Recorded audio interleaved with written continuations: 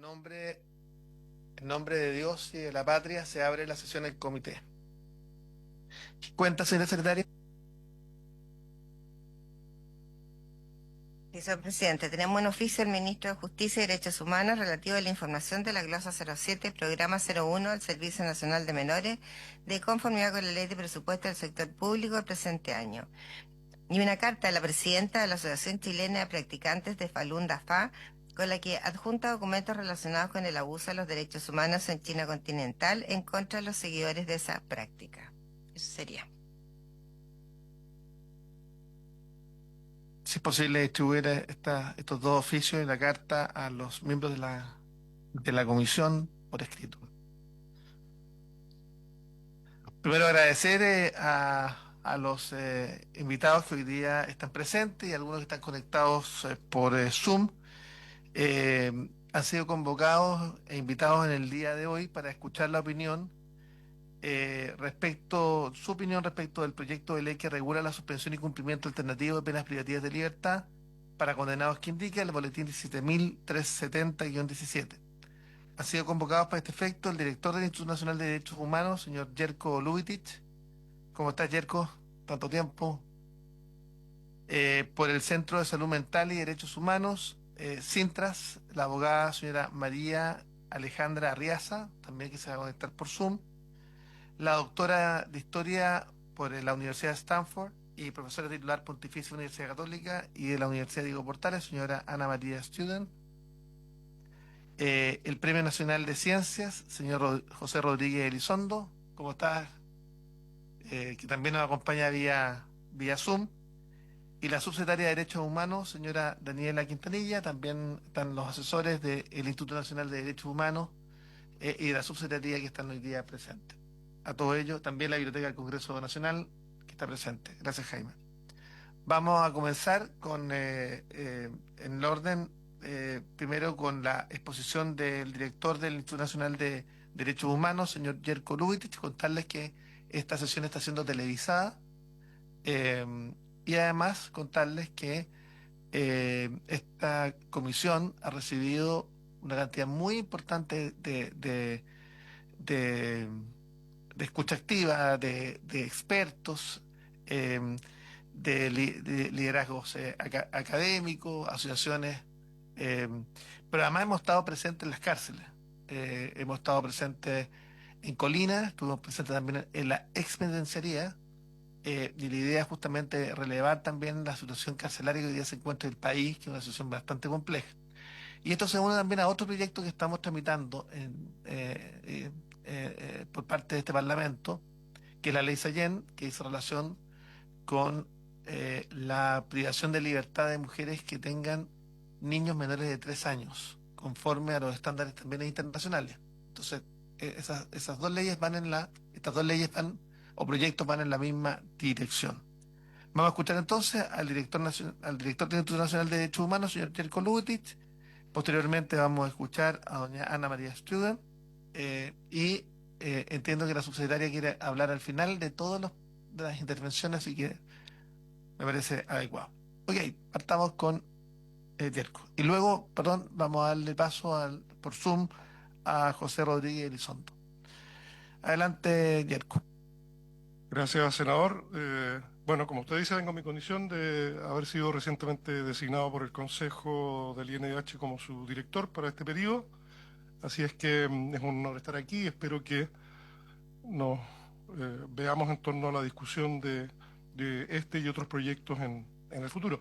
Porque, como se sabe, una de las funciones esenciales del Instituto Nacional de Derechos Humanos en su mandato legal es la em, colaboración con los órganos del Estado a los efectos de que nuestro marco normativo se atenga y se maneje dentro de los marcos del derecho internacional de los derechos humanos, particularmente de todas aquellas tratados, convenciones y acuerdos de derechos humanos en los que nuestro Estado se ha hecho parte y por lo tanto debe desenvolverse dentro de los parámetros y estándares que ese conjunto de convenciones contempla.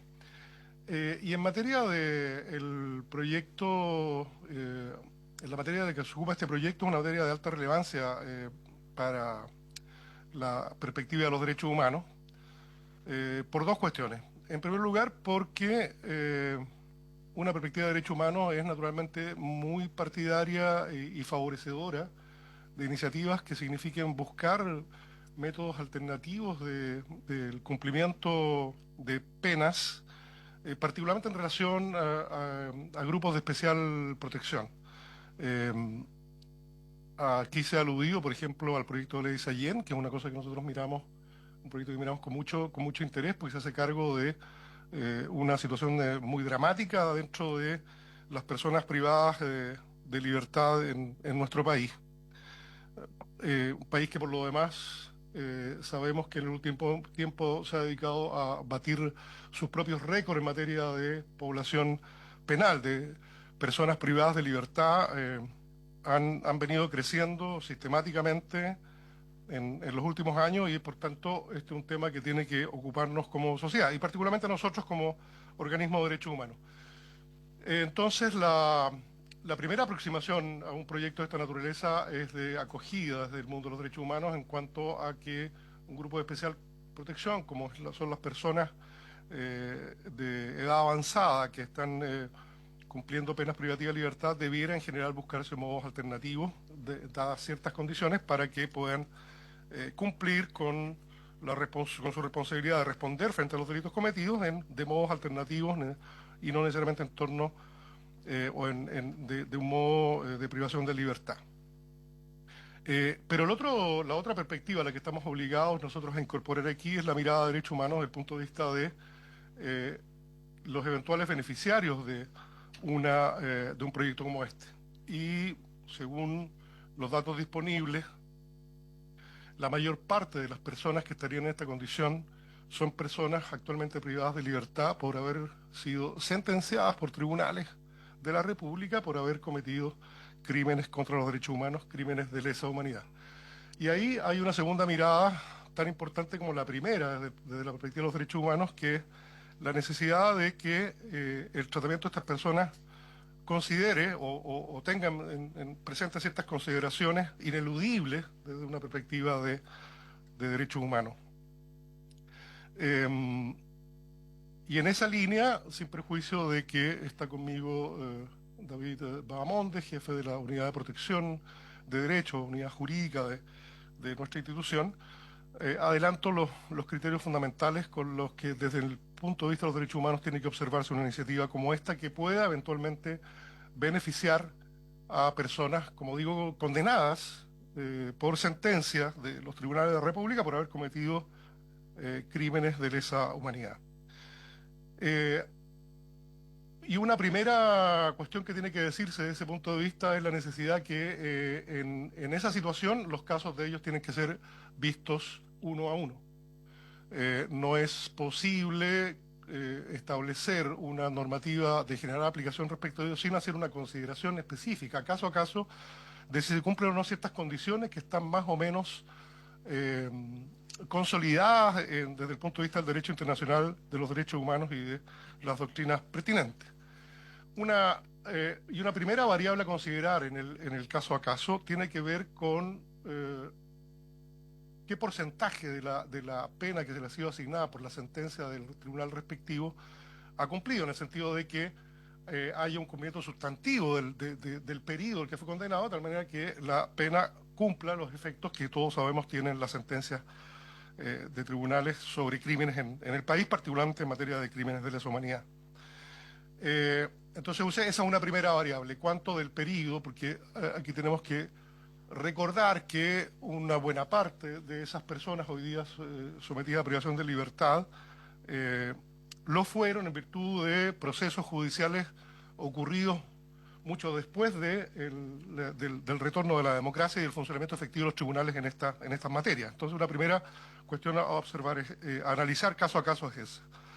Una segunda tiene que ver con una cuestión que es muy relevante en materia de derechos humanos, que es el tema de si se ha prestado o no una colaboración eficaz por parte de esa persona, porque muchas veces o muchos casos de ellos tienen que ver con situaciones que no han podido ser esclarecidas finalmente. Estoy pensando en el caso de detenidos desaparecidos, estoy pensando en situaciones como esas donde el no esclarecimiento de los hechos efectivamente ocurridos constituye una herida, como se ha dicho, una herida abierta en el país, y avanzar en que esto se resuelva pasa por haber establecido la verdad acerca de lo ocurrido. Entonces, en ese sentido, la colaboración eficaz como un elemento fundamental a considerar en el caso a caso con el que tienen que analizarse estos asuntos es de la mayor importancia. También es muy relevante en este análisis de caso a caso, que es como la regla que desde el punto de vista de los derechos humanos tiene que aplicarse en el análisis de esta situación. Una segunda variable a considerar es el arrepentimiento efectivo, es decir, la conciencia de que los hechos cometidos son deleznables, son condenables, son reprochables, eh, porque estamos hablando, particularmente en el caso de la historia reciente del país, de cuestiones de alto impacto, de cuestiones que tienen una implicancia muy relevante en la forma en que nuestra sociedad mira estos asuntos y por lo tanto el que tengamos personas que eventualmente, por ejemplo, se enorgullecen u ostentan el haber cometido los delitos por los cuales fueron condenados es una cuestión que no solo ofende al sistema judicial que lo condenó, sino que naturalmente es una afrenta al conjunto de la sociedad. Y en ese sentido se comprende mejor por qué el arrepentimiento efectivo, es decir, la conciencia genuina de que los hechos cometidos son profundamente reprochables, es una cuestión muy central a considerar en el análisis que a nuestro juicio debe realizarse para la aplicación de beneficios como el que se está planteando en este proyecto. Y por último hay una cuestión que en materia de derechos humanos es ineludible, que es la necesaria consideración acerca de la opinión y el sentimiento de las víctimas o de los familiares de las víctimas de los atroces hechos por los cuales estas personas han sido condenadas. La doctrina, las perspectivas de derechos humanos son unánimes en el sentido de que los sobrevivientes de esta tragedia o los familiares de aquellos que no pudieron sobrevivir tienen mucho que decir sobre esto. Se habla mucho y se escribe, y me parece muy relevante la teorización y la conversación que puede haber en nuestra sociedad sobre los temas relativos, por ejemplo, al perdón, que yo creo que son unas cuestiones muy, muy virtuosas. Pero todos entendemos que el perdón es precisamente un don individual. Es decir, es la persona la que tiene que ser, la que tiene que sentirse convocada o no a perdonar a quienes han herido gravemente, ofendido gravemente a familiares, han hecho desaparecer, han asesinado, han torturado a sus familiares, o las mismas víctimas son ellas las llamadas personalmente a establecer o no el perdón sobre estos asuntos. No es una definición de orden institucional o político que pudiéramos convenir entre todas y todos para decir, bueno, en realidad hay que perdonar. No, eso son otras figuras penales o políticas o institucionales, pero no son el perdón. El perdón es una atribución de las personas en relación a hechos que les afectan a ellas directamente y en este caso, por lo tanto, eso hace absolutamente imprescindible la consideración acerca de lo que piensan, lo que opinan, lo que sienten las víctimas, los familiares de las víctimas de los atroces hechos por los cuales estas personas han sido condenadas. Entonces, en síntesis, presidente, antes de, con su permiso, dejar la palabra para algunos detalles más precisos de nuestra opinión a don David Vagamonde, en síntesis, para nosotros cuenten con el INDH todas las perspectivas y los proyectos legislativos que tiendan a hacerse cargo de las atroz condiciones en las que están miles de personas. Estoy pensando básicamente en mujeres, el tema particularmente de las mujeres embarazadas, que se encuentran hoy día privadas de libertad. Nuestra sociedad necesita tener una perspectiva allí que valore los derechos de esas personas. Nuestra sociedad no va a salir adelante simplemente encarcelando a cada vez más ciudadanos. Y por lo tanto nosotros vamos a mirar con mucha y acoger y apoyar todas las iniciativas que vayan en esa dirección. Pero no podemos, en función del cumplimiento de nuestro mandato, no referirnos a los efectos que esto puede tener desde el punto de vista de los derechos humanos en el caso de el grueso de las personas que este proyecto eventualmente podría beneficiar, y que se trata de personas que han sido, como he dicho, condenadas por atroces crímenes, por violaciones dramáticas a los derechos humanos de chilenas y chilenos, en definitiva por crímenes de lesa humanidad. Gracias, presidente. Con su venia, quisiera, si me permite, Sí, dejar la Matías, una palabra. pregunta. Sí, sí, por supuesto. Adelante, senador. Gracias, Saludar también a la senadora Fabiola Campillay. ¿Cómo está, senadora? gracias, presidente. Entiendo que no vamos a votar hoy día por la cuenta pública, vamos a votar la próxima semana. Sí. Ah, ya, para...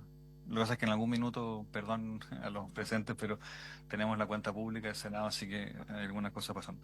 Bien, gracias, presidentes. Aprovecho a saludar a todos los invitados, a la subsecretaria y a todos los presentes. Presidente, ¿sabe qué? Yo... no me parece sincera la postura del señor Jerko Lubitich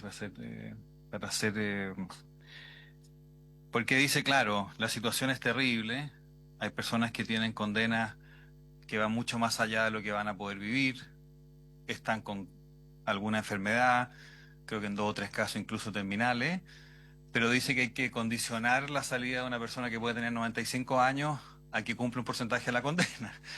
Perdón, la condena puede tener 10, 15 años más y la persona evidentemente no va a durar. Entonces, cuando usted dice, me preocupa y es una situación muy complicada que una persona en esa circunstancia esté, pero en la segunda línea es poner una condición que no tiene ninguna relación con la realidad. Entonces, yo también quiero de un organismo de derechos humanos que tenga una postura un poquito más... Colaboración eficaz. Efectivamente, en algunos casos yo esto lo puedo entender, pero en algunos otros casos son personas que estaban en el lugar equivocado y no tenían mucho que decir. Claro, no denunciaron, pero me encantaría que alguno de ustedes en esa situación hubiera hecho algo parecido. Entonces, colaboración eficaz, ¿de qué podrían colaborar? Habría que decirle que colabore a quién, con qué, sin saber exactamente lo que sabe. Entonces, es otra condición absolutamente imposible. La opinión de las víctimas. Por supuesto que es muy importante la opinión de las víctimas, no me cabe ninguna duda, pero ya las conocemos, la opinión de las víctimas. Y lo que han venido para acá, incluso una asociación de víctimas vino a insultar a quienes opinábamos distinto, hablando de figuras políticas de izquierda con todo tipo de loas, y después diciendo que todos los que pensábamos distinto éramos unos tales por cuales derechamente, y eso lo pueden ver en la presentación de la última sesión. Entonces, la opinión política de quién, algunos que son activistas políticas duros. Entonces, yo quiero decirle, presidente, que me sorprende la postura que acabo de escuchar. Especialmente el tema del porcentaje de cumplimiento de la condena de una persona que puede tener 85 años. Yo, francamente, me gustaría, presidente, que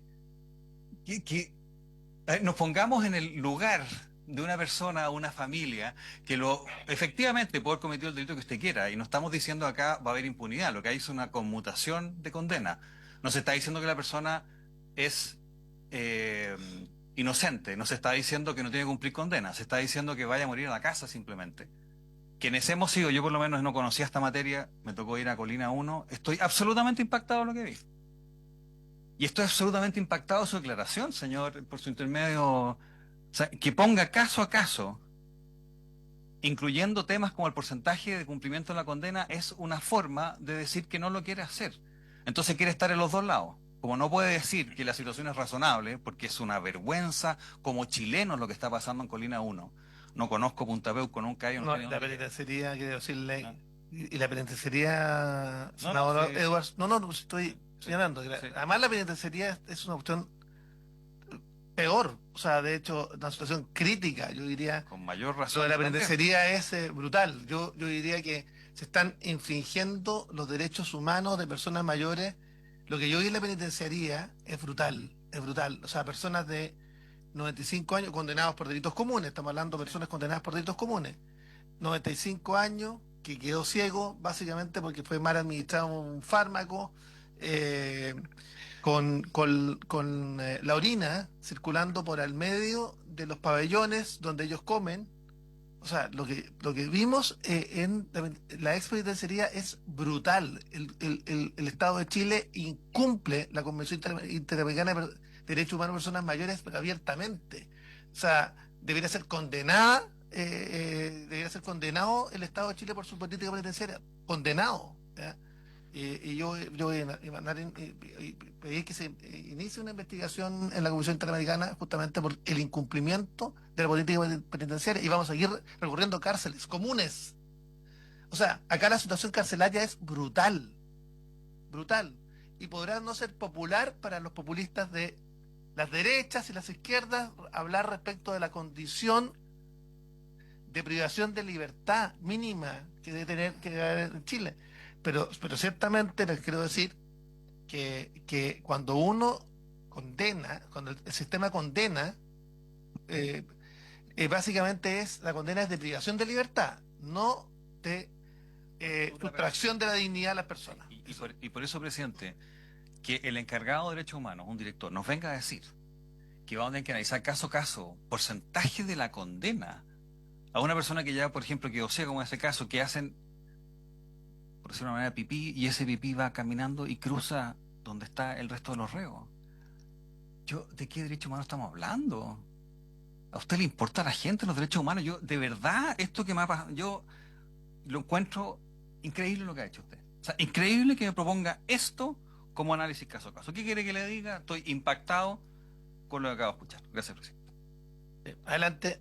Adelante, por favor, Yerko. Sí, Adelante. brevemente, presidente, antes de Sí. terminar nuestra intervención a través de nuestro jefe de protección. Ahora, primero quiero precisar, yo no estoy aquí entregando mi opinión personal. Estoy entregando la opinión del INH, particularmente de su consejo, que es plural y que ha coincidido en estas materias. Yerko, disculpe, Entonces, ¿usted ha ido a la expenitenciaría? sí, yo la experiencia la conozco por dentro y por fuera. No, conoce, quiero Sí, decirle, sí, abiertamente, porque voy a pedir el informe. A ver, Voy a se lo voy a pedir, porque senador. si usted ha ido si usted ha Sí, ido o no a ver. ha ido, se lo quiero plantear Perdón. al sector donde están las personas mayores. En la Senador. expenitenciaría estamos hablando de presos comunes, no estamos hablando de... Ahora, el INDH y más recientemente con la creación del Mecanismo Nacional de Prevención de la Tortura y su comité de expertos en esta materia, que tuvo oportunidad de exponer aquí, tiene una labor permanente. Ellos, de todas maneras, estoy preguntándole a usted. Ellos son parte del INDH. No, ¿usted ha ido? Sí, yo he estado por otras Bueno, lo voy a circunstancias, he invitar, estado- lo voy a citar para que sí, usted vea las condiciones. No voy a hacer aquí cosa de mi anecdotario personal, presidente. El INDH ha estado presente Acá está desde, también en desde su esa condición creación. acá, señora, acá también está en esa condición. Si usted está representando, yo le pregunto Sí, si por usted eso. ha ido, si usted ha ido a ese módulo. El ¿Ha ido a el ese INDH módulo? el Sí INDH o no? ¿Usted ha ido INDH al módulo sí o no? El INDH ¿Usted ha estado- ido al pero, módulo senador, sí o no? Pero responda que no, pero sí que también acá queremos humanidad. el INDH, perdón, Desde que yo soy senadora he estado en las cárceles. A ustedes les importa ahora por lo que quieren hacer, nada por eso. Si vamos a mejorar las condiciones carcelarias de las personas mayores, tenemos que mejorar las condiciones carcelarias de todo el penal, de todos los penales, de toda la población carcelaria. Y hoy día hablamos de esto solamente porque el Usted no ha venido a ninguna de las sesiones. va dirigido... Primera vez que viene a la sesión. Sí, pero le hablo con bases. Yo hablo con Primera bases. sesión que viene. Yo hablo con senador. bases. Sí, porque Primera estoy senador. muy enojada por el tipo Tiene de que venir a la proyecto que sesión, hoy día ¿no? está. Tiene que venir a las sesiones. Este proyecto ya lo vimos el año pasado. Usted tiene que venir a las sesiones. Hoy día estamos viéndolo. Con mayor edad. La estamos escuchando hoy día, pero tiene que venir a Ya, las sesiones. Si usted no viene a las sesiones, No, una cosa. no. Yo vengo cuando yo quiero. Ah, bueno. Y a mí Presidente, usted no me tiene que decir ¿puedo cómo terminar? son las condiciones ¿Puedo terminar? carcelarias porque las vivimos. Yo vivo en una población en la cual hay mucha gente que está presa. Pero a esa gente nadie se preocupa de ellos. Nadie se preocupa de las condiciones. Hoy día nos estamos preocupando porque hoy día tenemos un proyecto que queremos sacar a presos de Punta Peuco y a crímenes de lesa humanidad. Y no vengamos con mentiras. No, qué bueno Porque que eso usted es lo venga. peor, que usted- es lo peor. no, Porque ¿sabe qué? Qué bueno que usted venga a las Porque sesiones. aquí ahora. hay crímenes Había de abandonado lesa la sesión. humanidad. Aquí muchas personas que cometieron crímenes de lesa humanidad van a estar libres, van a salir libres con este proyecto. Bueno. O sea, qué cara le va a poner qué cara le va a dar a las personas que lamentablemente fueron dañadas en dictadura? Qué bueno O que sea, viene. hoy día yo soy ciega, o usted cree que la persona que a mí me cegó es suficiente con la pena que le dieron. Yo voy a estar toda la vida ciega, toda la vida, sin gusto ni olfato. A mí usted no me tiene que decir las cosas, yo las viví y las conozco y sé las condiciones carcelarias. Y porque hoy día nos preocupamos, preocupémonos de todas las condiciones carcelarias, de todas las cárceles y de toda la población De eso- penal, no de un sector privilegiado, caballero, privilegiado, porque eso allá vamos. Saquemos Más la respeto. chaqueta, allá vamos. fue citada usted, senadora, a las dos cárceles. Usted Sí, no fue. las conozco. Usted no fue. Las conozco. Bueno, sigamos, ¿Para qué? sigamos con la presentación. Las conozco, como dice, Sigamos. por dentro y por fuera. A mí no me tiene que decir. Yo ya he recorrido las cárceles. El Manzano, San Antonio, Vamos a seguir Colina. y espero A mí que me vayan. tiene que decir cuáles son las condiciones. Y espero que vaya. O sea, hoy día tenemos que hacer un proyecto para mejorar todas las Sí, condiciones. por supuesto. No el sector privilegiado que quiere usted que salga. Espero que nos acompañe Usted, al resto de las todos los cárceles. funcionantes del proyecto. Espero que nos acompañe al resto de las cárceles. Sí, tengo miedo. Gracias. Acompáñenos. Gracias. Acompáñenos. Bueno, yo estoy dirigiendo la sesión. Gracias. Adelante, señor. Gracias, presidente. Termino brevemente. Quiero ¿Ya? También tenemos derecho a opinar. No. Sobre todo, Mucho respeto respecto a usted. Adelante. Gracias, presidente. Simplemente para enfatizar una cierta idea. El INDH, desde su creación, una de las funciones más importantes que ha desarrollado son las inspecciones a las condiciones carcelarias. Esto se ha reforzado con la creación del Mecanismo Nacional de Prevención de la Tortura, que es parte del INDH y que tiene una labor especializada en esa dirección. Hemos evacuado informes, no tengo ningún inconveniente en comprometer el envío de todos los informes que hemos generado a lo largo de estos años acerca de las condiciones carcelarias en el país, las que explican por sí mismos el que coincidamos con lo que aquí se ha dicho acerca de la necesidad de, como que tenemos como país, de hacernos cargo del tema carcelario y de las inhumanas condiciones que en muchos lugares se viven en esta materia. De eso el INDH tiene información acreditada, opinión, etcétera. No hay ningún inconveniente en que podamos hacerla presente en esta comisión cuando ustedes dispongan. Pero al mismo tiempo es parte de la función del INDH velar porque las medidas que se tomen en esta perspectiva, en cuanto parte relevante, 2/3 de sus eventuales beneficiarios, se trata de personas que están condenadas por crímenes de lesa humanidad, que haya, en segundo lugar, una consideración acerca de cuáles son los elementos que, de una perspectiva de derecho humano, que este instituto está obligado a hacer presente en esta sede, tienen que tenerse presentes y son ineludibles a la hora de tomar una decisión sobre estos asuntos, que son las que establecí, que además no tienen plazos específicos, se dice. Tienen que verse caso a caso. En primer lugar, qué porcentaje de la pena ha cumplido para que ésta tenga un sentido o no y no se genere precisamente una condición de impunidad. Será más o menos de acuerdo a la edad, a los años en que ha estado recluido. Eso es el caso a caso. En segundo lugar, no se puede eludir la consideración acerca de cuál es la actitud de la persona respecto a los crímenes cometidos. Evidentemente que no hace bien al país pensar en medidas que favorezcan a personas que consideren que la comisión de atroces delitos contra las personas como los que ellos cometieron, por las cuales han sido condenados por los tribunales de la República a través de procesos judiciales, haga ostentación de eso, etcétera. La colaboración eficaz, ya dije, estamos hablando de muchas penas que están aplicadas sobre castigos en los cuales no ha podido esclarecerse finalmente qué es lo que ocurrió y eso constituye un drama para el país, no solo para las víctimas y sus familiares, sino que es una deuda pendiente de Chile y por tanto no puede dejarse de lado esa consideración. Y por lo tanto, lo que nosotros planteamos es que en el análisis de este proyecto se haga esta distinción. No podemos, por la vía de una cuestión virtuosa que compartimos, que es la posibilidad de aplicar medidas alternativas de cumplimiento de sus sanciones a grupos de especial protección, como son las personas de avanzada edad, sin hacer la consideración que dentro de ese grupo hay un grueso porcentaje de personas que están en esta condición especial, estar condenados por brutales crímenes de lesa humanidad. No podemos no hacer esa distinción, este instituto no puede no hacer esa distinción, no llamar la atención sobre este asunto. De tal manera que se proceda respecto de ellos con estas consideraciones que hemos planteado, que no son creación ni personales ni de este director, son del Derecho Internacional de los Derechos Humanos, que son compartidas y consensuadas naturalmente a la hora de elaborar este informe por el Consejo Nacional del Instituto y son la posición institucional sobre esta materia, respecto de la cual hay algunas otras consideraciones más específicas para las cuales, con su venia, presidente, quisiera dejar unos minutos a don David Bahamonde. Por supuesto. Gracias. Y quiero decirle que va a ser invitado al resto de los recintos penitenciarios, particularmente con personas mayores, para que esté presente allí.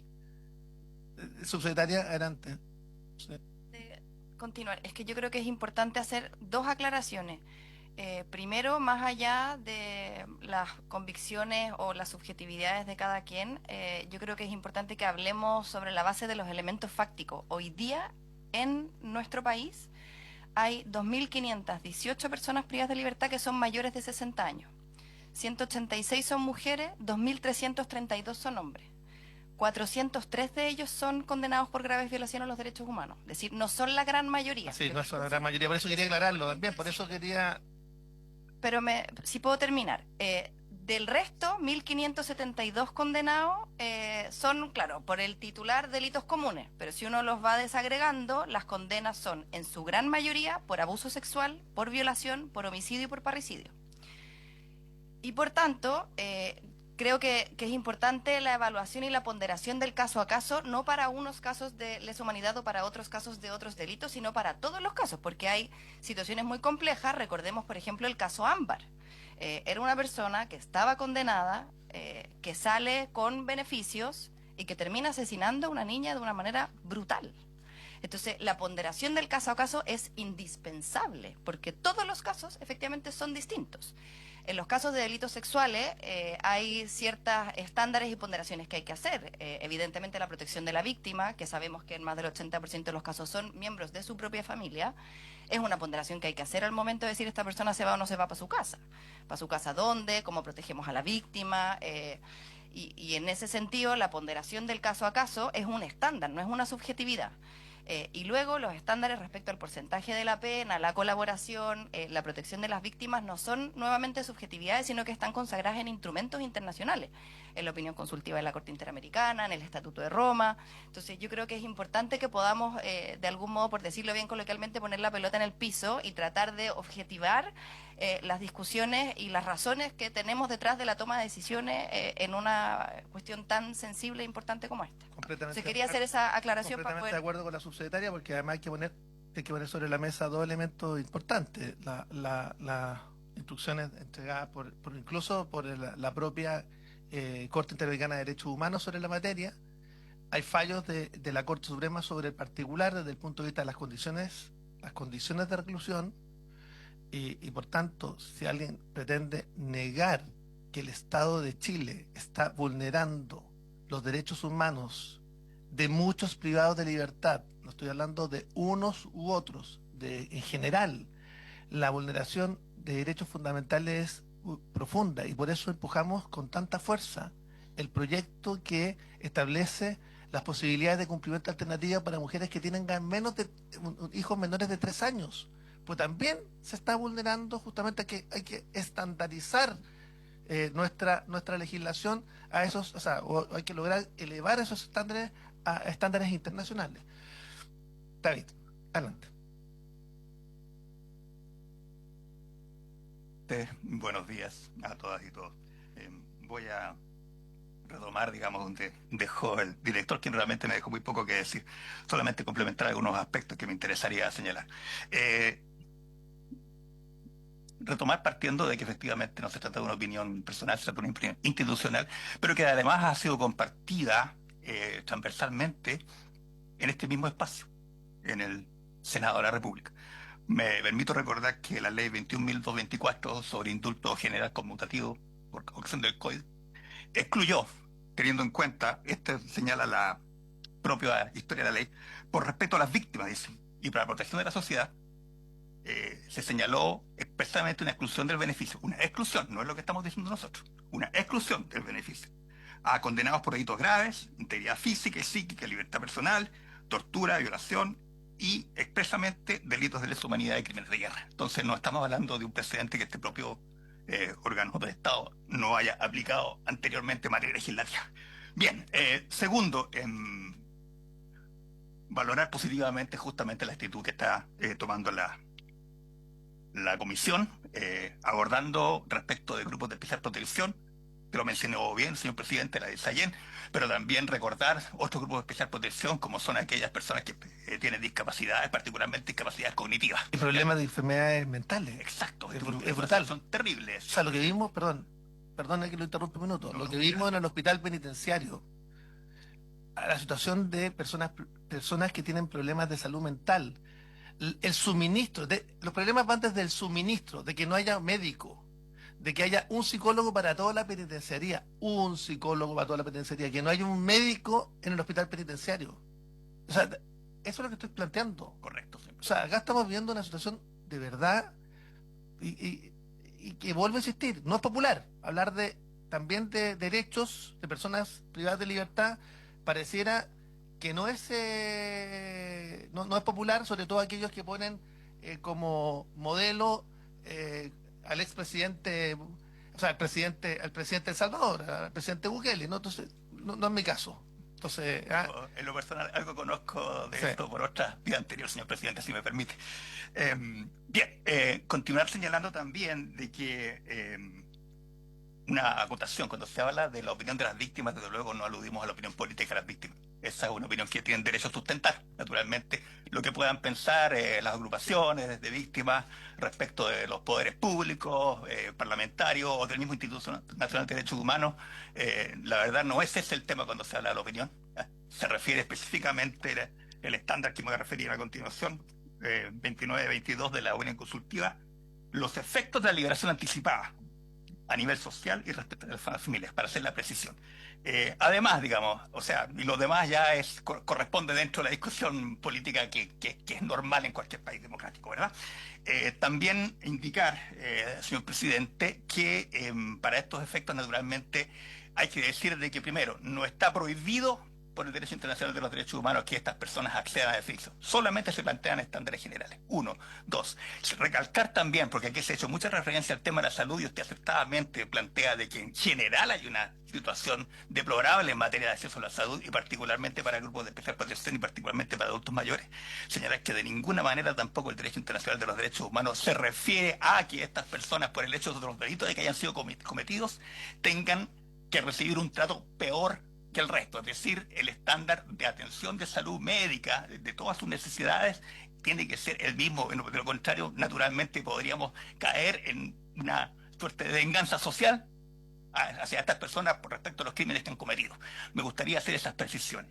Finalmente, mencionar, claro, cuando hablamos de esta discusión, estamos hablando de un juicio de ponderación, o sea, refiramos a términos constitucionales, por favor. O sea, cuando estamos señalando que hay un conjunto de estándares, tienen que ser medidos. También la situación de salud de estas personas es un elemento a considerar cuando el señor diputado se refiere a porcentajes, claro, pero es que no es una regla en términos de lexi. Me parece que el proyecto de ley menciona esta diferencia entre principios y reglas, digamos, una definición que me gusta mucho. Recordemos que prácticamente probablemente la única regla en materia de derechos fundamentales que existe en materia de derecho internacional de derechos humanos que no está sujeta a ponderación es la prohibición de la tortura, ¿ya? Y en lo demás estamos hablando de juicios de ponderación y criterios de optimización en la cual cómo se cumple mejor el estándar. Y en ese sentido estamos hablando de una ponderación que se tiene que hacer, pero es una ponderación válida porque no nos hemos inventado nosotros, existe a nivel internacional, ¿ya? Y ahí está, por ejemplo, la regla de procedimiento de prueba que pone un estándar bastante riguroso, ¿ya? Que es de un 2/3, pero que finalmente en términos generales más bien aplicaría, diría yo, la opinión consultiva que me he referido, 29-22 de la Corte Interamericana, es del año 22, bastante reciente, ¿ya? Y si me permiten, y con esto termino para no dar, digamos, explayarme más, ¿ya? Esto es textual, señor presidente.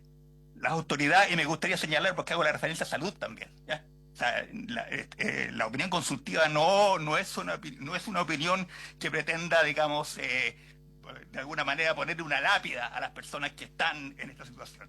Dice, las autoridades competentes deben ponderar, además de la situación de salud del condenado, las condiciones de detención, las facilidades para ser atendido adecuadamente y la afectación que ocasione tal medida a los derechos de las víctimas y sus familiares. Se exige entonces que se haya cumplido una parte considerable de la pena impuesta, privativa de libertad, que se haya pagado la reparación civil, la conducta del condenado, y termino con esto, respecto al esclarecimiento, como señaló en su momento el director, ¿ya? El reconocimiento de la gravedad de los delitos y los efectos, como señalé antes, que la liberación anticipada tendría a nivel social sobre las víctimas y sus familiares. Termino, señor presidente, esto no es una ocurrencia gratuita del instituto, estos son los estándares para consideración. Yo me permito recordar que la sentencia de Almonacid Arellano, que crea el concepto básicamente de control de convencionalidad, por supuesto, en la sentencia contra el Estado de Chile, por cierto, refiere justamente la obligación primaria de todos los después, en un principio, pero esta doctrina se desarrolla posteriormente con Gelman versus Argentina, de que no solamente los jueces tienen que examinar la convencionalidad de las decisiones, también todos los actores y agentes estatales y los representantes de los poderes públicos. Eso sería, señor presidente. Muchas gracias. Le vamos a mandar también al Instituto Nacional de Derechos Humanos el informe que hizo el Consejo de Prevención de la Tortura, que va en una posición, hay que analizar todos los antecedentes, todos los fallos, porque acá hay fallos de la Corte Suprema que establecen la necesidad de que en casos de personas mayores, vuelvo a insistir, sin distinción alguna, hay 2.200 personas mayores en el país, las cárceles tienen que tener la condición de LEAM.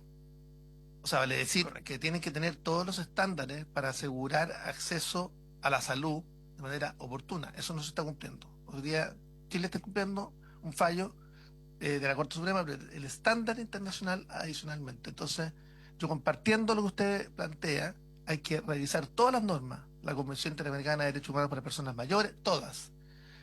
Y acá lo que hemos sido claro, que este proyecto que se está respetando no busca impunidad, es cumplimiento, memoria, reparación, no repetición, pero por supuesto también entender que acá se requiere no cercenar la dignidad de las personas que están privadas de libertad. Vamos a dar la palabra a la señora Ana María Student, que ya la presentamos, doctora en Historia de la Universidad de Stanford, profesora titular de la Pontificia Universidad Católica y de la Universidad Diego Portales, y después el profesor Premio Nacional de Humanidades, señor José Rodríguez Elizondo. Adelante, profesora.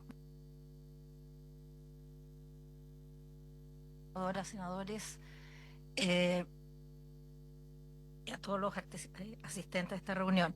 En primer lugar, quiero estar de acuerdo con todo lo que se ha dicho aquí respecto a la indignidad en que viven todas las personas privadas de libertad. He visitado muy recientemente Colina 1, la penitenciaría, y llevo 25 años trabajando en el Centro Penitenciario Femenino. Así es que, en realidad, puedo asegurar que conozco las realidades carcelarias de este país. Y puedo afirmar, por lo tanto, la indignidad en el que viven en el sistema penitenciario por las condiciones actuales de incumplimiento de los estándares mínimos de mantención de su salud, de hacinamiento y de malas condiciones de habitabilidad.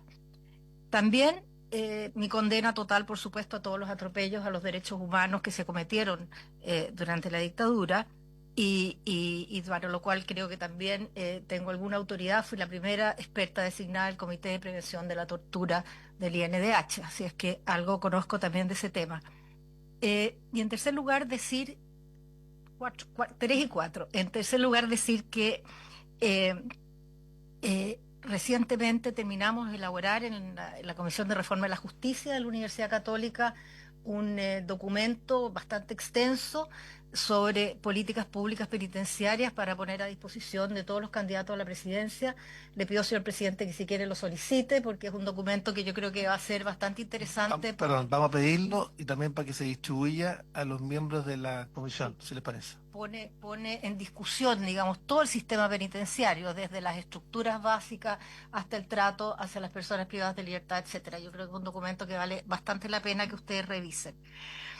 Bueno, dicho todo lo anterior y respecto de este proyecto, me parece que pone de manifiesto cosas que me parecen bien importantes de resaltar. Bueno, la subsecretaria ya dijo algo que a mí me parecía importante decir, que son 2.000 y tantas las personas que serían favorecidas con este proyecto y no 420 y algo que son las personas que están por delitos contra los derechos humanos. Pero al mismo tiempo decir de que el sistema penitenciario es completamente ineficiente en su labor preventiva, que la violencia y el contagio criminógeno en las cárceles es brutal. Piensen ustedes que entre el 2010 y el 2025 murieron 713 personas en riñas dentro de las cárceles. O sea, si eso es respetar los derechos a la sobrevivencia en dignidad de una persona, creo que importa mencionarlo. Y también se demuestra esto en la enorme cantidad de denuncias que hay contra Gendarmería por malos tratos, por condiciones de indignidad en las prisiones. Y el hecho que mencionó también el presidente del INDH, 61.000 personas privadas de libertad para una capacidad de 42.000, es algo que habla de una indignidad sin nombre. O sea, verdaderamente eso. Yo me he dedicado especialmente al tema de mujeres, como historiadora me he dedicado a la historia y género, y le puedo asegurar de que las condiciones de las mujeres, si bien aquellas que están por delitos de derechos humanos están segregadas, también toda la población penitenciaria tiene segregación. O sea, nosotros decimos de que unos están mal y los otros también. No es así. O sea, las personas que están por homicidio están segregadas, las personas que están, que están en condiciones de trabajar están segregadas, las personas que están consumiendo droga o no quieren trabajar están también segregados. O sea, el sistema penitenciario de por sí no es un sistema que segregue por delitos, sino, o sea, perdón, no es un sistema que segregue adecuadamente, sino que segrega bastante, bastante al lote. Entonces me parece que mantener en prisión a personas que están en condiciones de salud deplorables y que no representan un riesgo para la sociedad, eso a mí me parece un tema sumamente importante. A propósito de lo que decía la subsecretaria, me cuestionaría, digamos, si dejaría un violador en libertad, porque creo que la violación o el abuso sexual es algo que se puede cometer hasta muy tardía edad, digamos, por lo tanto, lo cuestionaría. Pero las condiciones de salud y las condiciones de edad a mí me parecen muy, muy, muy relevantes. La otra cosa me parece el tema de la eficiencia del sistema penitenciario. O sea, hoy día yo creo que el sistema penitenciario, por los problemas de salud que hay en el país, debiera estar dedicado a personas que están cometiendo, que están en el narcotráfico, que están en el crimen organizado y que son aquellas que realmente presentan en este momento un riesgo brutal para la seguridad de la ciudadanía, siendo esta la primera preocupación de todos los ciudadanos en el país. Ahora, yo estoy consciente que el proyecto alude a temas éticos, a temas de memoria histórica y de especial complejidad porque beneficia, como ha dicho la senadora, a personas que están condenadas por crímenes de lesa humanidad o de derechos humanos. Ahora, me parece respecto de esto lo siguiente, que no debieran darse por cumplidas condenas que me parece que han sido probablemente justas. Ahora, entendiendo que fueron juzgados por el sistema antiguo, digamos, pero igual me parece que no podríamos entrar a cuestionar, digamos, las atribuciones de los tribunales de justicia. Y por lo tanto concuerdo es que estas personas tendrían que ser beneficiadas digamos, con prisión domiciliaria. Me parece que dejarlas en libertad sería algo que probablemente atentaría más fuertemente a las víctimas que están en este momento muy suspicaces y con razón respecto de que se pueda atentar, digamos, contra su propia memoria histórica. Creo que habría que hacer los ajustes necesarios a la ley de tal manera que esta prisión domiciliaria se pueda cumplir. Porque me parece que de esta manera se respeta el derecho que siempre y en todo caso tiene que satisfacer las demandas de justicia de las víctimas. En ese sentido, como cerré en una columna que publiqué recientemente en un medio de prensa, me parece que las víctimas, con su duelo a cuestas que va a ser permanente, que nunca lo van a perder, o sea, yo misma estoy en este momento en el Centro Penitenciario Femenino trabajando con las mujeres que están por crímenes de lesa humanidad, viendo si efectivamente es posible que ellas hagan colaboración eficaz. Y me doy cuenta de varias cosas que tal vez es conveniente que esta mesa conozca. Ellas, como mujeres, fueron probablemente el último carro de un tren al cual ellas fueron muchas llevadas. No niego que torturaron probablemente muchas de ellas, no lo reconocen, pero sí reconocen haber formado parte de las brigadas y digamos, de instrumentos de represión. O sea, eso ellas lo reconocen. Están dispuestas a reconocer también que esto no debiera volver a suceder en el país, bueno, algunas dicen que se enteraron tardíamente, otras dicen que no se enteraron, pero, en fin, es más difícil indicar, digamos, en la subjetividad y en la memoria profunda de ellas, ¿no? Pero lo que sí le puedo asegurar es que las 19 personas con las cuales yo trabajo están dispuestas, y probablemente lo van a hacer en algún momento luego, a afirmar que no querrían que esto volviera a suceder en el país nunca más. Me parece que eso es un gesto mínimo, si ustedes quieren, pero es un gesto. Entonces, decir que ella, a propósito de lo que se ha dicho aquí, hay algunas que han entrado a cumplir condena recién hace 2 o 3 meses, ¿no? Y han estado durante todo este periodo entrando y saliendo de la cárcel y también firmando permanentemente, digamos, desde que se iniciaron los juicios. Yo creo que efectivamente hay un tema de mucho dolor porque hay víctimas a las cuales ellas han herido profundamente. Y eso es un tema que la memoria histórica de este país va a tener que llevar por mucho tiempo. Ahora, El tema es cómo transitamos de la memoria a la historia y logramos hacer historia de tal manera de convivir un poco mejor. ¿Ah? Pero como les decía, en esta columna yo termino diciendo que me parece que con este duelo permanente a cuesta sí, ellas vivirán en un país más humanitario, termino. Ellas han padecido, como decía José Salaquet, por lo demás, la inhumanidad de los agentes estatales. Y yo creo que una cosa que me parece importante es que ojalá, junto a otros chilenos, podamos beneficiarnos todos de un Estado que trate a sus ciudadanos con piedad y no con la crueldad con que ellas y sus familiares probablemente fueron tratados. Me parece que respecto de la edad fijada y a los 70 en caso de enfermedad, me parece adecuado. Respecto a las mujeres, yo he podido comprobar que una mujer que está privada de libertad envejece mucho más rápidamente que cualquier persona normal por las condiciones en que viven, por las condiciones de higiene, por los malos tratamientos de salud. Y yo me pregunto, bueno, si a mí me hacen jubilar a los 60 años, no veo por qué una persona que está privada de libertad va a tener una edad, va a ser considerada de tercera edad, una edad tan superior como 70, digamos. O sea, me atrevo a proponer que esa edad, por condiciones de género, se baje, en el caso de las mujeres, ojalá a 65 años.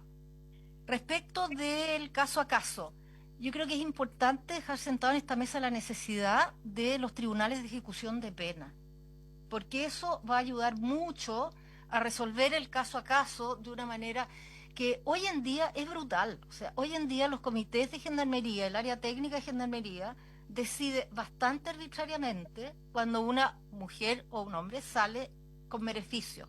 Y eso no debiera ser así. Hay una arbitrariedad enorme que yo la he experimentado en casos muy concretos que yo creo que podrían resolver en alguna medida, digamos, esto que plantea el director del INDH respecto del caso a caso. También hacer mención a la legislación comparada. En el caso de Argentina se reemplaza por otras formas de reclusión la prisión a los 70 años. En Estados Unidos, Francia y España existe lo que se llama la liberación compasiva. Y finalmente el Tribunal Europeo de Derechos Humanos ha señalado también que el encarcelamiento de personas muy mayores y gravemente enfermas puede violar el artículo 3 del Convenio Europeo de Derechos Humanos. Y volviendo al tema de las mujeres, que es el tema que más me impacta por las razones mismas que señaló usted, presidente, respecto de la mal llamada ley Sallén que se está tramitando, muy mal llamada, porque verdaderamente no debiera llamarse así, una ley que victimiza a la guagua. Sí, no debiera ser así. Me parece súper importante y ojalá esa ley avance mucho. Y ojalá en esta ley también y repito y con esto termino, se tome en consideración el tema, temas de género. ¿Ah? Creo que una mujer privada de libertad en todas las condiciones, digamos, madres que no solo con 3 hijos, sino que también madres que tienen hijos adolescentes a los cuales dejan abandonados por entrar en prisión.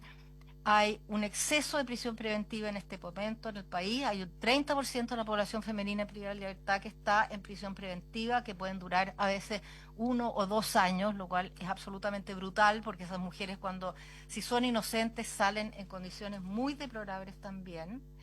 Me parece que es muy importante que se considere que cada mujer privada de libertad, un 98%, tienen 3 hijos promedio. Y esos hijos, si nosotros hoy día nos estamos preguntando por qué hay tanto adolescente cometiendo crímenes, bueno, entremos a las cárceles y veamos dónde está probablemente una respuesta a eso. Así es que, señor presidente, pedirle que se tomen consideraciones especiales en el caso de la población femenina privada de libertad y los demás argumentos que he planteado aquí. Muchas gracias. Muchas gracias. Quiero dar la palabra ahora al Premio Nacional. Quiero dar la palabra al Premio Nacional de Humanidades, porque si no va a quedar sin la posibilidad de hablar y está conectado desde el inicio, y luego hacemos un debate. Preso. Adelante, don José Rodríguez Elizondo. ¿Se me escucha? Perfecto. Buenos días, señor presidente, asistentes a esta reunión. Yo voy a hablar sobre este tema de una perspectiva distinta, señor presidente, porque lo nacional está súper conocido. No quiero ir a tecnicismo, sino que quiero transmitirles una experiencia que tiene relación, porque tenemos que asomarnos también a cómo se enfocan temas similares en el resto del mundo. Y yo tengo una experiencia insólita. Yo estuve en la guerra de Vietnam 2 veces formando parte de comisiones de juristas y tuve acceso a los presos, tuve acceso a las más altas autoridades, incluyendo el mitológico Ho Chi Minh, y por lo tanto el tema de los crímenes de guerra, violaciones macro a los derechos humanos, torturas, etcétera, la conocí en vivo y en directo. Simplemente porque yo no les voy a relatar a ustedes las atrocidades que yo conocí. Hay algunas estadísticas que se produjeron a los 20 años después de la guerra, que para los Estados Unidos es la tercera guerra de importancia después de las 2 guerras mundiales, para que ustedes dimensionen el tema. Según las estadísticas, muertes civiles en el norte de Vietnam entre 2,5 y 3 millones. Muertes del ejército en el Norvietnam, 1,1 millones. Muertes en Vietnam del Sur de guerrilleros y civiles, 250.000. Expuestos a armas químicas, el famoso napalm, entre 3 y 4 millones de personas. 400.000 muertes directas y más de 500.000 afectados por efectos diferidos, incluidos niños con malformaciones congénitas. Naturalmente, violaciones de este nivel tienen un impacto nacional. Hubo justicia, se trató de hacer la justicia al máximo nivel posible, pero en 1995, 20 años después, Vietnam y los Estados Unidos tienen relaciones diplomáticas plenas. Ya no hay prisioneros por motivo de la guerra y el resultado es el siguiente. Hoy hay una asociación estratégica integral formalizada entre este país que fue victimizado y los Estados Unidos. Hoy Vietnam es el socio comercial mayor de su antiguo agresor en la región. Y en temas de defensa incluso han hecho ejercicios militares conjuntos. Bueno, esto se los planteo a ustedes porque procesando esta experiencia que yo tuve, aprendí a distinguir entre el perdón y la reconciliación. El perdón, tema, como se ha dicho aquí en esta comisión, absolutamente personal. Nadie está obligado a perdonar ni a pedir perdón por hechos tan horribles como los que conocemos. Pero el que se perdone o no se perdone individualmente no afecta al país. La no reconciliación afecta al país. Y es aquí el tema que yo quiero plantearles a ustedes, porque para mí la reconciliación es una política de Estado en el interés superior del país. Es decir, yo paso a otra lógica. Y si paso a otra lógica, tengo que ubicarme, y eso sucedió en Chile tras la dictadura. Y quiero remitirme concretamente al discurso famoso de 1990 de don Patricio en el Estadio Nacional, cuando dice que el desarrollo futuro de Chile se hará con civiles y militares, porque Chile es uno solo. Ustedes recordarán, los que tienen edad para recordarlo en vivo y en directo, las pifias que hubo. Y ahí fue lo que yo aprendí a distinguir como liderazgo. Don Patricio se impuso. Y él habló de la verdad, la justicia y el derecho, la justicia por definición, y no a la impunidad, pero tampoco a la venganza. Esto de don Patricio lo actualizó muy bien en esta comisión, en la sesión anterior, el cardenal Chomalí. Entonces, yo creo que la primera piedra de una política de reconciliación es el liderazgo, y el liderazgo supone la justicia, no la impunidad, pero sí una política responsable en interés del Estado. Y aquí tenemos el emblemático nunca más.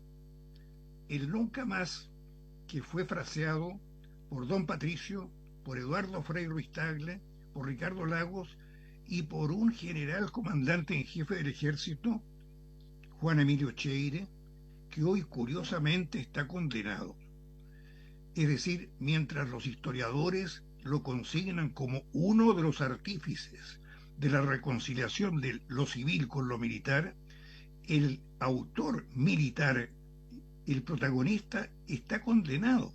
No está en Punta Peuco ni en Colina, pero simbólicamente está condenado. Y es aquí donde viene lo que un analista tiene que pensar. La confianza del sector civil con el estamento militar no es una confianza cualquiera. No es una confianza que nazca del crimen organizado con respecto a la sociedad, sino que es una relación que tiene vinculación con el interés país. Yo, como profesor de Relaciones Internacionales, parto por decirles a mis alumnos que lean El Príncipe de Maquiavelo. El Príncipe de Maquiavelo nos enseña que la estabilidad de los estados depende de dos elementos básicos: las buenas leyes y los buenos ejércitos. Una democracia que no tiene buenas leyes y que tiene un nivel de desconfianza con el ejército es una sociedad que no está funcionando bien. Pero no solo eso, es una sociedad que está bajo amenaza, que está en peligro. Bueno, en este sentido, yo veo con bastante interés el tema de los militares prisioneros, el tema de las privaciones de la edad, de las locuras, de la senilidad, de la arteriosclerosis, el Alzheimer, porque afecta a la familia militar, indudablemente.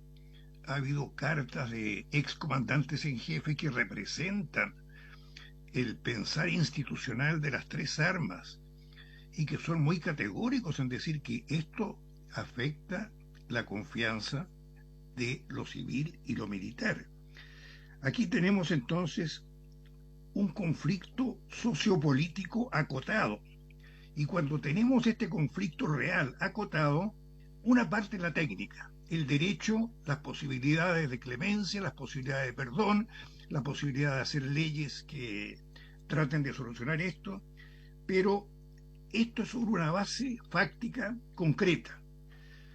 Yo estoy informado de casos que me parecen extremos en este estamento, que no es un estamento cualquiera, o sea, no es decir, hagamos justicia por igual a un violador sexual que a un excomandante en jefe. Aquí hay un factor diferencial en la realidad. El derecho con la ficción del derecho puede decir que son iguales o que deben ser iguales. Bueno, tenemos entonces, entre los casos de Punta Peuco, a 58 personas mayores de 85 años, 18 con más de 90. Entre estos están entre el castigo legal sine die, porque van a morir si se cumple integralmente, y otros que están libres por senilidad. Ellos no saben que están presos. Entonces, aquí filosóficamente viene mi pregunta: ¿qué sentido tiene mantenerle un castigo legal, mejor dicho, encerrado en una parte especial, a una persona que no sabe que está presa? Es decir, cambiarlo de Punta Peuco, Colina, a su domicilio familiar en condiciones de mantención de la pena, me parece a mí que es una cosa no solo de clemencia, porque eso de la clemencia subjetiva me parece de toda lógica. Entonces, si hay que revisar casos como esto, me parece que en esto el cardenal Chomalí lo dijo muy claramente, y yo estoy de acuerdo con él. Pero claro, todavía seguimos más de 50 años después de la dictadura con dos consignas antagónicas: ni perdón ni olvido y justicia con clemencia. Y sucede que esto cuantitativamente refleja minorías sociales, no la gran mayoría del país, pero que ha estratificado la política chilena más en los extremos que en el centro. Yo irónicamente acostumbrado a definirme como extremista de centro, pero actualmente encuentro que hasta el centro me abandonó. Bueno, ese es un impacto en la política muy importante.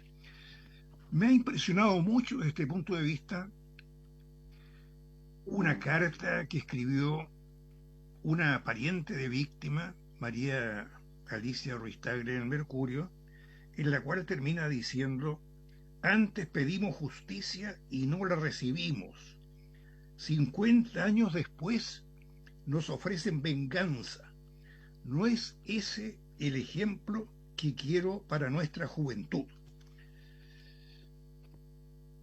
Por lo irreductible que yo veo que es el tema en mi país, yo he traído a colación el ejemplo que más me ha impresionado, que es el ejemplo vietnamita, y que me da pábulo a mí para retomar la política de reconciliación que fue interrumpida, porque después de los primeros 3 mandatos se produjo una regresión, o sea, después del nunca más, el autor militar del nunca más fue condenado, eso se llama regresión. Por lo tanto, yo creo que hay 4 razones muy razonables para reflexionar sobre este tema. La primera sería que el estancamiento en los sufrimientos del pasado, identificando perdón con reconciliación, nos ha dejado a los chilenos sin proyectos de futuro. Segundo, como base de este clivaje político rústico, nos dejó sin políticos de centro propositivos. Tercero, se ha producido una regresión en la relación confianza civil-militar y esto es peligroso a nivel país, porque cuarto, en las condiciones de configuración geopolítica de Chile, y esto no puedo tratarlo in extenso hoy día, y cómo está el mundo, que en mis escritos yo hablo de un mundo encabritado. Lo mejor que podemos hacer es tener una relación de confianza con quienes tienen las armas legalmente para defendernos y no tener una relación de desconfianza que sea regresiva en relación con la política positiva de reconciliación que ya la empezó a proponer don Patricio. Concluyo entonces, señor presidente, diciéndole a usted que a mi juicio la reconciliación no supone alterar ni violar los derechos humanos. Está en otro nivel. Solo exige medidas de fomento de la confianza. Y entre esas medidas de fomento de la confianza estaría la de revisar las condiciones de los presos políticos cuando están en las condiciones que se han planteado en esta comisión.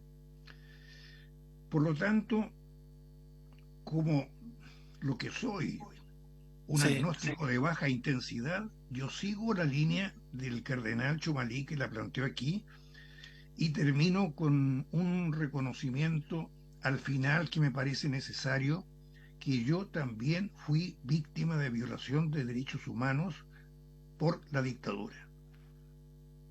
Sí, no quisiera, seguramente fue un lapsus el profesor y Premio Nacional respecto a los presos políticos, porque acá las personas han sido condenadas por proceso, por la justicia, y yo en eso soy muy cuidadoso de las condenados por delitos, porque finalmente, más allá de las garantías procesales, más allá que hay un sistema antiguo y un sistema nuevo, que son temas que yo comparto, que son temas que se relacionan con las garantías, que hoy día no hay igualdad de garantías, pero son condenados por delitos y de lesa humanidad, son condenados por delitos graves. Exactamente.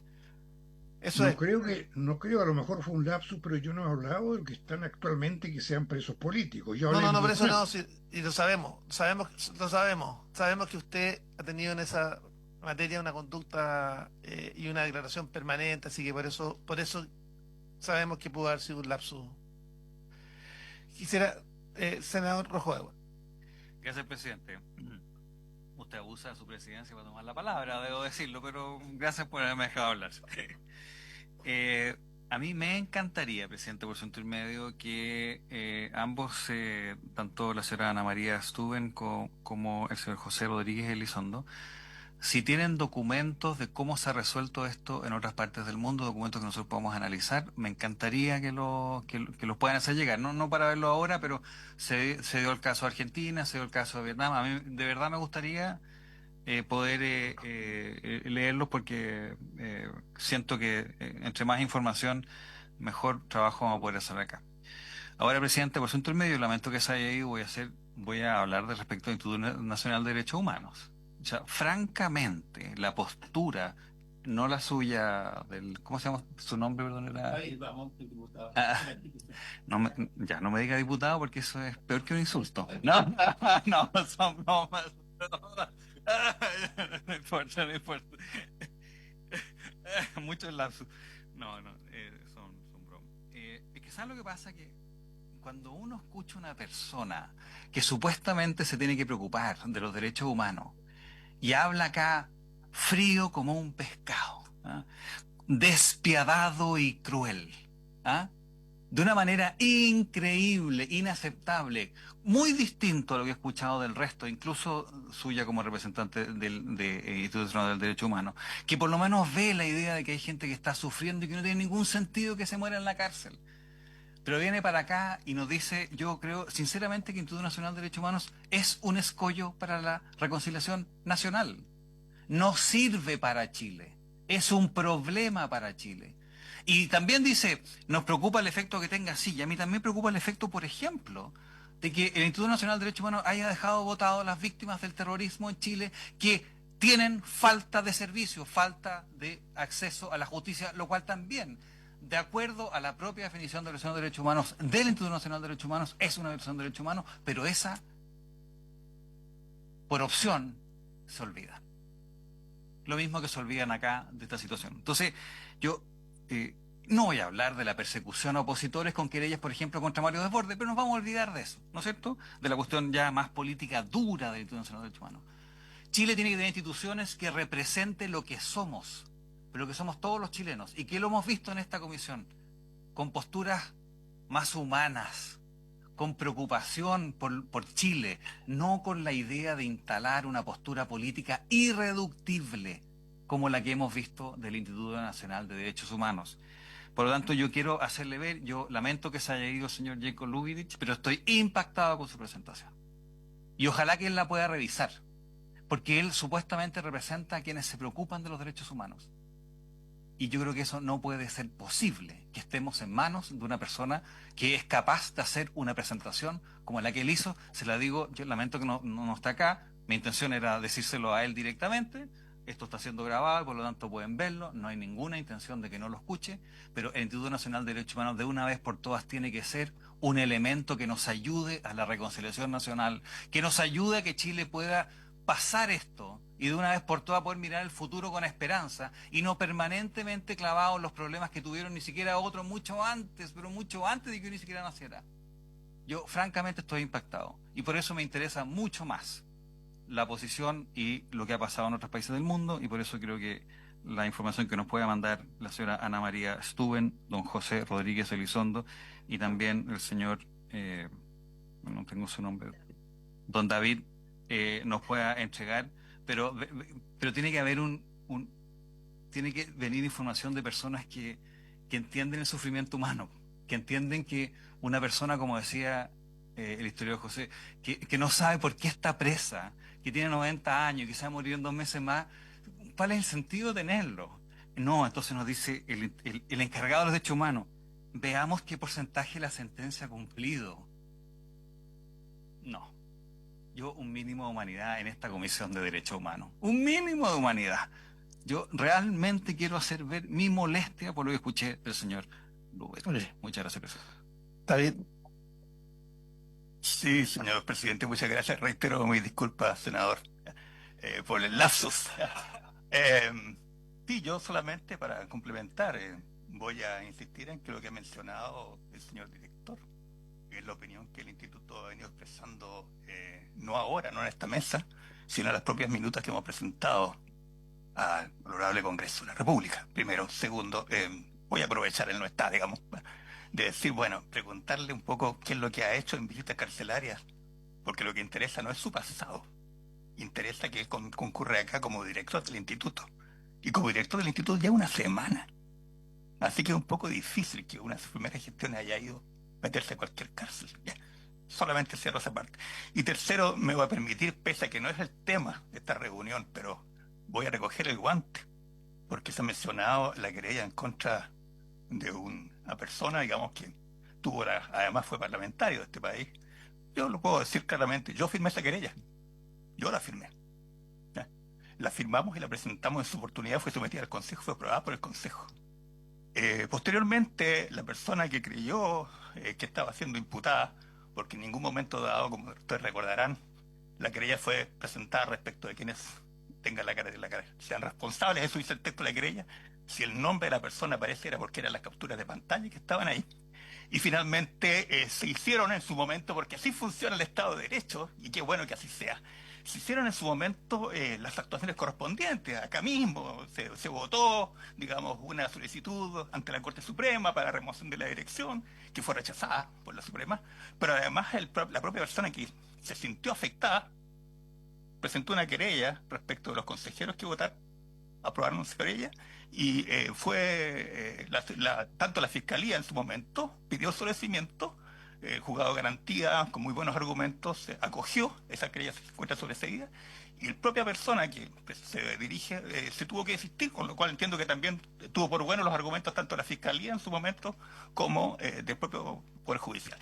Solamente con eso quería cerrar. No, es que no queremos entrar en un debate de un tema que además no es parte. Ya, pero está- déjeme una cosa, perdón, A ver, mire, senador Rojo Edwards, y después le vamos a dar la en palabra. la serie El Padrino, en 1972, hay una frase que le dice Michael Corleone. Lo dice en inglés, dice, "Don't ever take sides against my family again, don't ever insult my intelligence." Lo que le dice es, no juegue con mi inteligencia. Cuando usted hace una querella en contra de Mario Desbordes y no lo nombra, pero va directo contra él, en época importante en temas de elecciones, y usted viene a defender esto acá, el problema que tiene el Instituto Nacional de Derechos Humanos es que no tiene ninguna credibilidad. Porque yo le digo con toda claridad, mire, yo soy una persona normal, pero yo le quiero pedir que al Instituto Nacional de Derechos Humanos, que si va en esta comisión, no juegue contra nuestra inteligencia respecto Ok. de lo que hace. Ya, senador. Oye, no es el tema, sí, pero no es el tema, y yo quisiera señalar que el espíritu del proyecto, yo quiero volver al espíritu del proyecto, lo que busca es velar por el cumplimiento de los derechos humanos de todas y cada una de las personas, tal como fueron la mayoría opositora la que aprobó el proyecto que no lo vamos a denominar de nuevo ley Sallent, porque está muy claro que no hay que revictimizar, pero ciertamente materno-infantil, sobre la relación materno-infantil, fue la mayoría de la oposición la que le dio los votos a ese proyecto, para que ustedes sepan, la mayoría de la oposición. ¿Ah? Entonces, y fue unánime además. ¿Ah? Esta comisión además tiene mayoría de la oposición. Y le quiero decir que nosotros estamos velando y vamos a seguir yendo a los recintos penitenciarios distintos de todo el país. Yo como parlamentario he ido durante toda mi vida a los centros penitenciarios a ver las condiciones de reclusión. Entonces no es una cuestión que esté haciendo ahora por un proyecto de ley particular. Ah, sí. De hecho, la subsecretaria sabía que había gente que incluso me conocía. Entonces lo que les quiero señalar es que efectivamente lo que les quiero transmitir, y eso porque hemos ido otras veces, porque no es primera vez que vamos, porque estamos manifestando preocupación por los casos. ¿Ah? Entonces, lo que les quiero transmitir es que ese es el espíritu de esta comisión. No es una comisión que busque, pero hay que hacerse cargo, perdónenme, hay que buscar alguna manera de hacerse cargo, ese es el punto. Entonces, eso es lo que estamos buscando en virtud de este proyecto. Disculpe, y ahora dejo la palabra a Ana María Estudón. Yo justamente quiero sobreenfatizar la importancia de esta ley, señor presidente, porque yo espero que esta ley sea en realidad un primer paso hacia enfocarse en las políticas penitenciarias en este país en las leyes, en la forma como está Gendarmería estructurada, en la forma como se ejerce la custodia, en la necesidad, que lamento mucho que en el Ministerio de Seguridad haya quedado todo, no haya quedado, digamos, la custodia en seguridad y la reinserción en el Ministerio de Justicia. Porque mientras en este país, en general, estoy hablando ahora, y si se van a beneficiar 2000 y tantas personas, no estamos hablando exclusivamente de Punta Peuco, ni estamos hablando de las 19 mujeres que están por delitos contra los derechos humanos. Estamos hablando de un sistema que ha mantenido la indignidad y la falta de respeto a los derechos humanos en las cárceles de este país de una manera horrorosa. Y segundo, me voy a permitir también disentir un poco de la idea de reconciliación. Yo creo que es muy difícil plantear en este momento el término reconciliación. A mí me parece que, y perdone como mi mirada profesional, digamos, pero yo creo que lo que tenemos que visar nosotros es a transitar como país de la memoria a la historia. O sea, cuando en algún momento ser capaces, digamos, de mirar nuestra historia con ojo crítico, siendo capaces de reconocer, digamos, todo lo que ha ocurrido en la historia en los últimos 60 o 70 años y mirarlo con la distancia que tiene un historiador, que es el ojo crítico y no todavía la vivencia en primera persona, aunque, repito, las personas que tienen sus duelos los van a llevar consigo hasta la muerte. Pero queremos un país donde realmente podamos, el Estado, y aquí estoy hablando de la fortaleza de la nación también, o sea que como Estado y como nación nosotros podamos mirar nuestro pasado con un sentido futuro, porque yo creo que en este momento estamos en un presentismo que no conduce, digamos, a un diálogo fructífero entre los distintos sectores. Entonces vuelvo a citar a Salaquet, que el Estado sea un Estado que establezca, pero férreamente, un sistema de respeto a los derechos humanos, de humanidad en el trato a las personas, y que por lo tanto en ese sentido podamos transitar hacia la historia. Sí, Gracias, señor contarle presidente. simplemente como antecedente que hace unos 7 años hicimos una actividad de juntar a familias de víctimas con familias de victimarios. Lo hicimos con el apoyo de la Iglesia Anglicana, de la Iglesia Católica, la Iglesia Evangélica, con el apoyo de José Salaquet, Claro. con el apoyo de múltiples líderes. Concurrió la familia del General Prat, concurrió Tucapel Jiménez. Mire los artículos de Brodsky. Sí, por eso estuvieron presentes, y estuvo presente Tucapel con los familiares de sus victimarios, y tuvo la familia del General Prat con la familia de los victimarios, y al revés, hubo familias de carabineros que fueron abatidos con los familiares de sus victimarios. Y sabemos que el reencuentro parte por el reencuentro y por la empatía, por el dolor del otro. Y esta comisión, por lo menos, el espíritu que tenemos es entender que personas que todavía no encuentran a sus seres queridos están con una carga y un duelo permanente. Entonces, yo empatizo con esas personas.